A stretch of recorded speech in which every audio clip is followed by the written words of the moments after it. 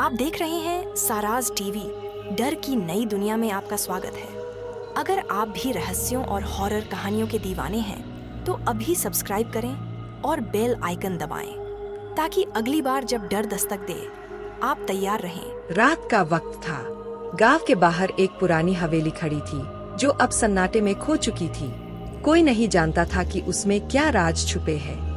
कहते हैं कि रात को उस हवेली से अजीब अजीब आवाजें आती थीं, और कुछ लोग दावा करते थे कि उन्होंने वहां एक महिला की सफेद साड़ी में लहकती हुई छवि देखी थी। एक दिन मोहन और उसके दोस्त अजय ने तय किया कि वे उस हवेली में रात बिताएंगे। दोनों ने सोचा, ये तो बस अफवाहें हैं, हमें डरने की जरूरत नहीं है। जैसे ही वे हवेली के पास पहुँचे, हवेली का दरवाजा खुद ब खुद खुल गया। अंदर जाने से पहले मोहन ने अपनी टॉर्च जलाई और अजय ने फोन का फ्लैश ऑन कर लिया। हवेली के अंदर का माहौल डरावना था। दीवारों पर जालियां, टूटी हुई खिड़कियां और घनी धुंध। देखो, ये सब बस एक डरावना माहौल है। चलो कुछ देर बैठते हैं और फिर वापस चलते हैं, मोहन बोला।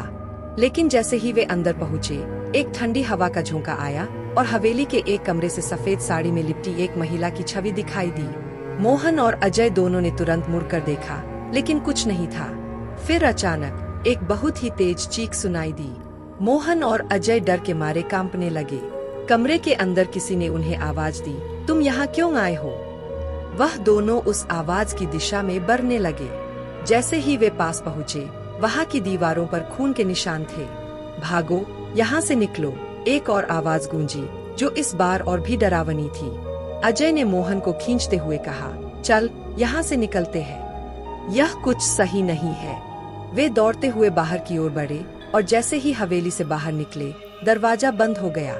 दोनों का दिल तेज तेज धड़क रहा था। वे कुछ नहीं बोले, बस चुपचाप घर लौट आए। उस रात के बाद से मोहन और अजय को कभी भी उस हवेली के बारे में कोई सवाल नहीं पूछा। वे जानते थे कि वहाँ कुछ